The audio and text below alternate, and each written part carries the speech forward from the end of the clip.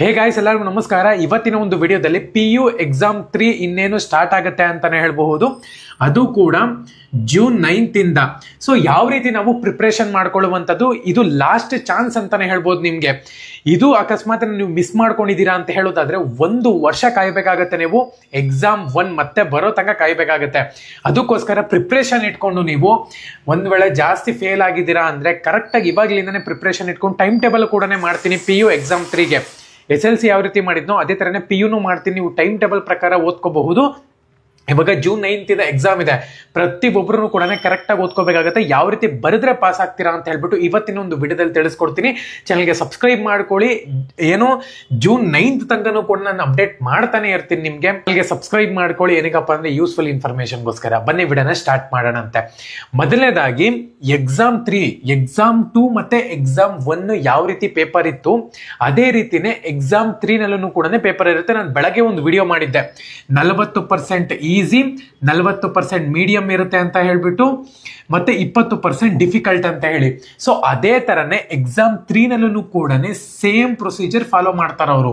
So ಇವಾಗ 40% ಯಾವ ರೀತಿ ನಾವು ಟಾರ್ಗೆಟ್ ಮಾಡೋದು, ಮೊದಲನೇದಾಗಿ ಇವಾಗ ಅಕೌಂಟ್ಸ್ ಇರುತ್ತೆ, ಮತ್ತೆ ಎಕನಾಮಿಕ್ಸ್ ಇರುತ್ತೆ, ಬಿಸ್ನೆಸ್ ಸ್ಟಡೀಸ್ ಇರುತ್ತೆ, ಅದು ಕನ್ನಡ ಇರುತ್ತೆ, ಇಂಗ್ಲಿಷ್ ಇರುತ್ತೆ.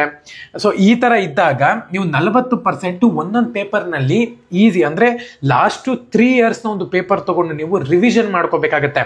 ನಾನು ಹೇಳೋದು, ನೀವು ಲ್ಯಾಂಗ್ವೇಜ್ ಬರೀತಿದ್ದೀರಾ ಅಂದ್ರೆ ಒಂದು ಪೇಜ್ನಲ್ಲಿ ಮಿನಿಮಮ್ ಏನಿಲ್ಲ ಅಂದ್ರೂ ಕೂಡ ಕನ್ನಡ ಅಥವಾ ಇಂಗ್ಲಿಷ್ ಬರೀತಿದ್ದೀರಾ ಅಂದ್ರೆ ಲ್ಯಾಂಗ್ವೇಜಸ್ ನಲ್ಲಿ ಲೆಂತಿ ಆನ್ಸರ್ಸ್ಗಳು ಬರೀಬೇಕಾಗತ್ತೆ. ನೀವು ಲ್ಯಾಂಗ್ವೇಜ್ ಒಂದೇ ಒಂದು ಸಬ್ಜೆಕ್ಟ್ ಫೇಲ್ ಆಗ್ಬಿಟ್ಟಿದ್ದೀನಿ ಬ್ರೋ ಅಂದ್ರೆ ನೋಡಿ, ಇಲ್ಲಿಂದ ಸ್ಟಾರ್ಟ್ ಮಾಡಿಕೊಂಡು ನೀವು ಈ ರೀತಿ ಲ್ಯಾಂಗ್ವೇಜಸ್ಗಳನ್ನ ಟಾರ್ಗೆಟ್ ಮಾಡಿ. ನಾನು 10th ಹುಡುಗರಿಗೂ ಕೂಡ ಇದೇ ಥರನೇ ಹೇಳ್ತಿರೋದು. ಸೊ ಯಾವ ರೀತಿ ಪೇಪರ್ ಇರಬೇಕು ಅಂದರೆ, ಒಂದು ಕ್ವಶನ್ ಕೊಟ್ಟಿದ್ದಾನೆ ಅಂದರೆ ಫಸ್ಟ್ ಇಂಟ್ರೊಡಕ್ಷನ್ ಇರಬೇಕು. ನೀವೇನು ಹೇಳಕ್ ಹೊರಟಿದ್ದೀರೋ ಅದು ಲಾಂಗ್ ಆನ್ಸರ್ಸ್ ಅಲ್ಲಿ ಇರಬೇಕು. ಇನ್ಫಾರ್ಮೇಶನ್ ಇರಬೇಕು ಎರಡನೇದಾಗಿ ಈ ಪ್ಯಾರಾಗ್ರಾಫ್ನಲ್ಲಿ. Next conclusion. ಈ ರೀತಿ ನೀವು ಪ್ಯಾರಾಗ್ರಾಫ್ ಮಾಡಿ ಕನ್ನಡ ಮತ್ತೆ ಇಂಗ್ಲೀಷ್ನ ಕ್ಲೀನಾಗಿ ಬರೀಬೇಕಾಗುತ್ತೆ.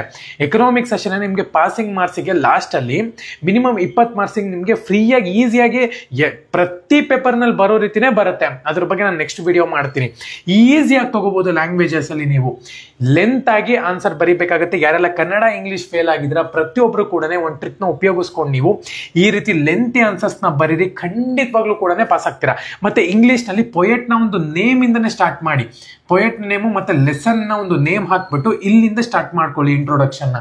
ಸೊ ಈಸಿಯಾಗಿ ಬರೀಬಹುದು. ನಾನು ಇಂಗ್ಲಿಷ್ ಅಲ್ಲಿ ಹೇಳೋದು ಪ್ರತಿಯೊಬ್ಬರಿಗೂ ಕೂಡ ಹಂಗೇನೆ, ಲೆಂತಿ ಆನ್ಸರ್ಸ್ ನ ಬರೀರಿ ಅಂತ ಹೇಳಿ. ಲೆಂತಿ ಆನ್ಸರ್ಸ್ ನ ಬರ್ದಿದ್ದೀರಾ ಅಂದ್ರೆ ಖಂಡಿತವಾಗ್ಲೂ ಕೂಡ ನಿಮ್ಗೆ ಮಾರ್ಕ್ಸ್ ಸಿಗುತ್ತೆ. ಮತ್ತೆ ಅಕೌಂಟ್ಸ್ ಅಲ್ಲಿ ತುಂಬಾ ಜನ ಕೇಳ್ತಿದ್ರೆ, ಮ್ಯಾಥ್ಸ್ ನಲ್ಲಿ ತುಂಬಾ ಜನ ಕೇಳ್ತಿದ್ರೆ, ಅದ್ರ ಬಗ್ಗೆ ನಾನು ನೆಕ್ಸ್ಟ್ ವಿಡಿಯೋ ಮಾಡ್ತೀನಿ. ಇವಾಗಂತೂ ನಾನು ಲ್ಯಾಂಗ್ವೇಜಸ್ ಬಗ್ಗೆ ಹೇಳ್ತಿದ್ದೀನಿ ಅಷ್ಟೇ. ಈಸಿಯಾಗಿ ಬರೀಬಹುದು, ಪ್ರತಿ ಒಬ್ಬರನ್ನು ಕೂಡ ಬರೀರಿ. ಮತ್ತೆ ಟೈಮ್ ಟೇಬಲ್ ಕೂಡ ವಿಡಿಯೋ ಮಾಡ್ತೀನಿ. ನೆಕ್ಸ್ಟ್ ಯಾವ ಟಾಪಿಕ್ ಬಗ್ಗೆ ಬೇಕು ಅಂತ ಹೇಳ್ಬಿಟ್ಟು ಕಮೆಂಟ್ಸ್ ಮಾಡಿ, ಖಂಡಿತವಾಗ್ಲೂ ಕೂಡ ವಿಡಿಯೋ ಮಾಡಿ ನಾನು ನಿಮಗೆ ತಿಳಿಸ್ತೀನಿ ಒಂದೊಂದೇ.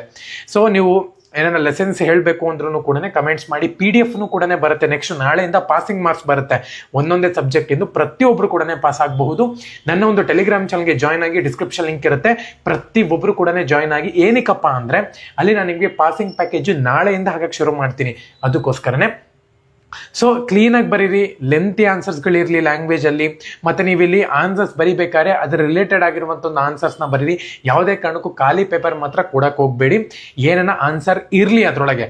ಇತ್ತು ಅಂತ ಹೇಳೋದಾದ್ರೆ ಒಳ್ಳೆ ಇನ್ವಿಜಿಲೇಟರ್ ವ್ಯಾಲ್ವೇಟರ್ ಅನ್ನ ಬಂದಿದ್ದಾನೆ ಅಂದ್ರೆ ಈಸಿಯಾಗಿ ನಿಮಗೆ ಮಾರ್ಕ್ಸ್ ಸಿಕ್ಬಿಡುತ್ತೆ. ಅದಕ್ಕೋಸ್ಕರ ಏನನ್ನ ಇನ್ಫಾರ್ಮೇಶನ್ ಇರಲಿ. ಎಲ್ಲರಿಗೂ ಕೂಡ all the best. Jai Hind. Subscribe ಮಾಡ್ಕೊಳ್ಳಿ.